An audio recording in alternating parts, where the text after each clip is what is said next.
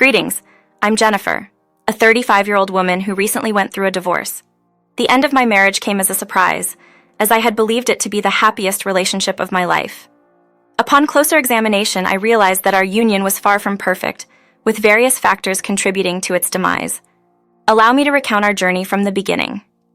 I first met John through a mutual friend, and our connection was immediate. John, an attractive man with a captivating personality, and I dated for a solid 3 years before deciding to tie the knot. Throughout our relationship, things generally went smoothly, as we shared similar values and were accommodating to each other's needs. However, a significant issue arose with John's parents, Mary and Kevin, who proved to be challenging. The first encounter set the tone when, upon arriving at their home, I found only 3 plates set out for the 3 of them. Feeling confused and humiliated, I had to address the situation myself. Mary and Kevin continued to be unpleasant throughout dinner, with John remaining silent. Looking back, this incident should have served as an indicator of the challenges within our marriage. Despite enduring their disrespectful comments, John did not stand up for me or address the issue. After the uncomfortable evening, I gave him time to apologize, but he never approached me. Frustrated, I finally confronted him about the situation. Initiating the conversation, I expressed my need to talk about what had happened. John's response was dismissive, claiming he was going to sleep and accusing me of running away from things. In frustration, I confronted him about his lack of support, describing how he allowed his parents to mistreat me without speaking up. John defended himself by asserting he couldn't disrespect his parents in their home, but I refused to be guilt-tripped into suppressing my emotions. Did you ever consider the dynamics with your parents? Couldn't you have given me a heads up? I'm not asking you to disrespect them. You could have simply asked them not to speak to me that way. My parents are different, and speaking up might be seen as disrespectful. Are you still defending them? They are your parents, but do you even feel any remorse for what I went through? Can we not do this right now? I'm going to sleep. Good night. John left me standing there, feeling hurt and upset. It was incredulous that he didn't seem to feel any remorse for what had happened. I hoped that his reaction was due to embarrassment, but as I went to bed, I felt a sense of emptiness. The next morning, John acted like everything was fine, which initially peeved me. I didn't speak to him for about a week, holding on to my anger until he apologized. However, that apology never came. Realizing it wasn't a hill I was willing to die on, I didn't want to jeopardize my relationship with John over this issue. I began talking to him again, doing my best to put his parents' behavior and his neglect behind me. Although unspoken, we never visited Mary and Kevin again or made any effort to meet them. The next encounter was at our wedding, where I actively avoided them. However, I eventually had to interact with them when they approached us to congratulate us on our marriage. At the reception, Mary and Kevin inquired about our honeymoon plans. When we mentioned Hawaii, they suggested an overseas destination, offering to fund it under the condition that they join us. While the idea sounded appealing, their choice of Paris wasn't to my liking. In an attempt to have some time alone, I excused myself to the washroom, feeling discontent with the situation. Isn't a honeymoon all about creating special moments together? While Hawaii wasn't Paris, it's still a beautiful place I've always wanted to visit. What bothered me was that John decided without even discussing it with me. I tried to let go of my feelings and enjoy the night, but the mood had soured for me. I endured the rest of the reception and the ride home with John in silence, drained of energy and unable to articulate my upset feelings. The next morning, I still felt uneasy, so I decided to talk to John about it. I expressed my concerns about the honeymoon plans, emphasizing that it wasn't about the location, but the fact that we hadn't discussed it together. A honeymoon is a special time for us alone, and I wanted us to have a say in it. John defended the decision, emphasizing the fantastic offer from his parents and the allure of Paris as a dream destination. Frustrated, I explained that it wasn't about rejecting the opportunity, but about wanting a shared decision-making process. Despite my concerns about his parents' treatment, John dismissed them, urging me to stop overthinking and ruining the opportunity.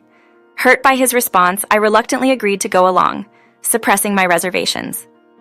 The vacation was scheduled a month after our wedding. When the day arrived, we met Mary and Kevin at the airport, and they greeted me with unexpected friendliness.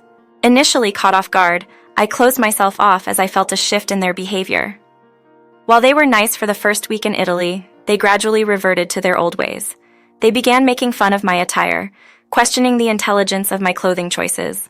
Some days, they deliberately excluded me from their plans to fancy places, deeming my clothes embarrassing.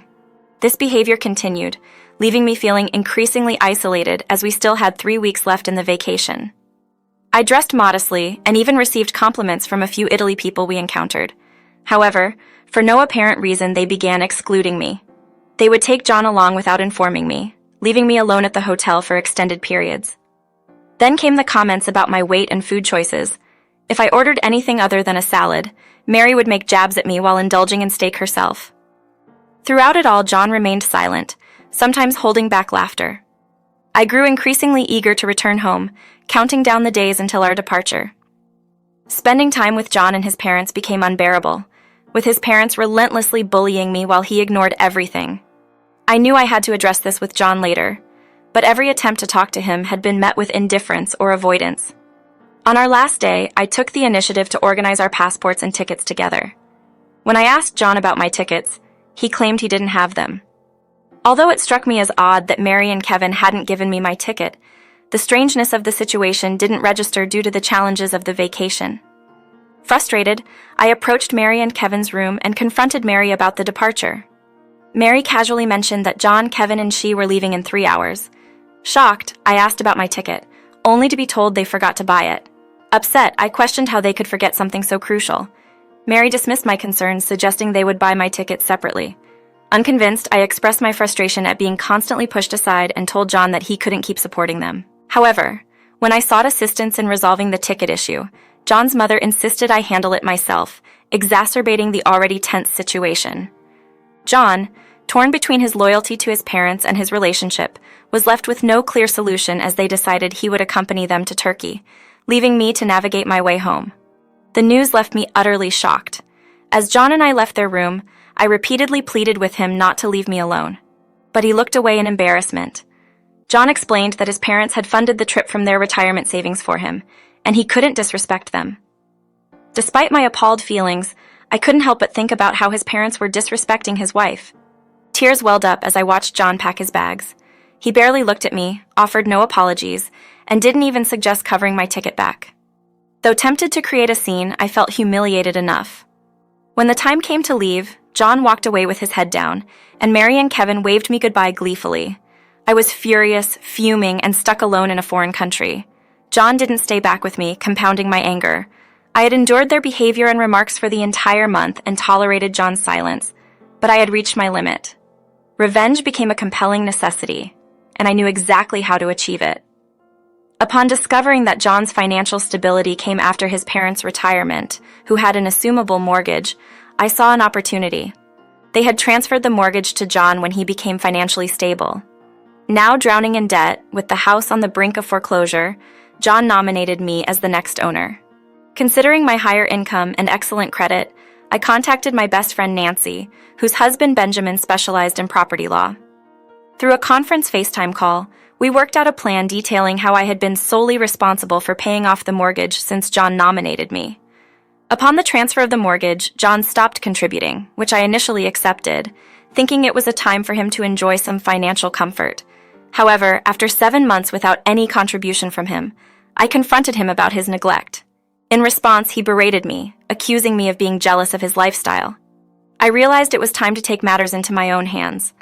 Before taking on mortgage payments, I had a life, and in hindsight, I should have recognized that as a potential red flag about John's character as a husband. Speaking to Nancy's husband, Benjamin, shed light on the questionable and borderline insane aspects of my relationship with John.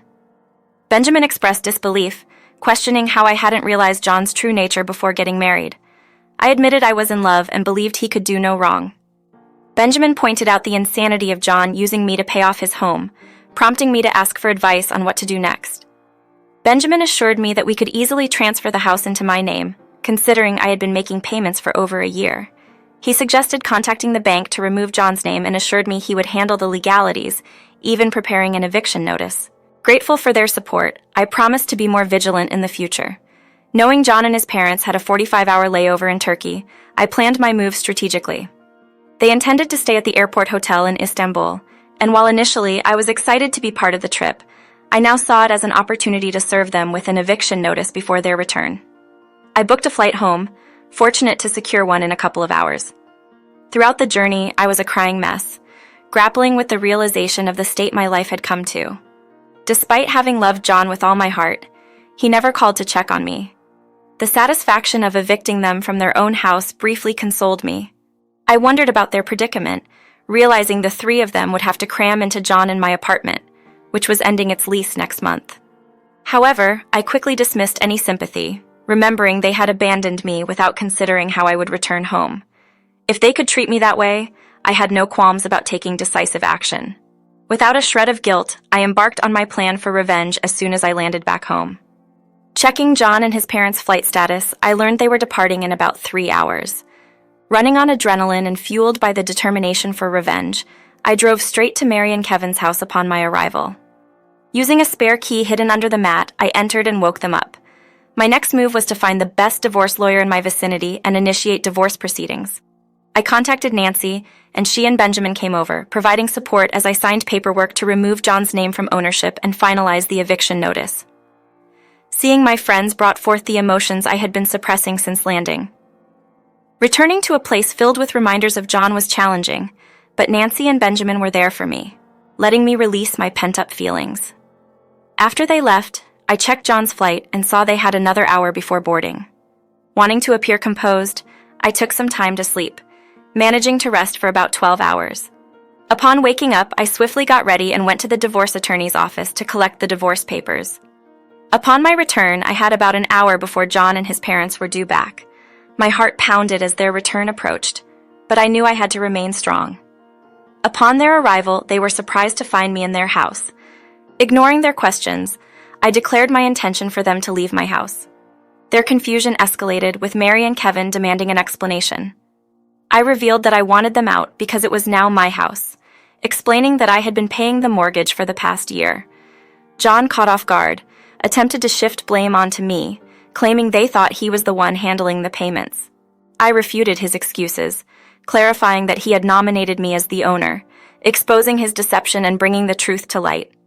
The shock on their faces confirmed the success of my revenge, and I stood firm in reclaiming what was rightfully mine. I carefully excluded him from the owner's list after he consistently failed to contribute any funds towards the property. Consequently, the house became mine, prompting a direct request for them to vacate. All three of them gawked at me in astonishment, attempting to plead their case and beseech me to allow them to remain. However, I sternly conveyed my intolerance for their bullying and instructed them to leave, warning of police involvement if they resisted. Just before their departure, I handed John the divorce papers, expressing my unwillingness to be with someone who exploited me for personal gain and failed to stand by me when I needed support the most. Despite John's attempts to apologize and beg me to reconsider, the emotional damage was too profound to sustain the relationship. Witnessing their departure filled me with a sense of satisfaction. Although the healing process from the hurt and betrayal would take time, I had regained control of my circumstances. I refused to let the actions of John and his parents define or affect me, an achievement I considered the ultimate victory. In the months that followed, John attempted to contest the divorce, but soon withdrew upon realizing the financial burden it would entail. The last I heard of their situation, they had sought refuge with relatives until they could secure an affordable place. Mary and Kevin swiftly returned to employment to sustain themselves. While it was disheartening to witness their struggles, it served as a lesson derived from meddling with the person who had previously extended a helping hand. Since parting ways with them, my life has been imbued with greater happiness. Although occasional memories of their actions resurface, I find solace in the satisfaction derived from my retaliatory actions.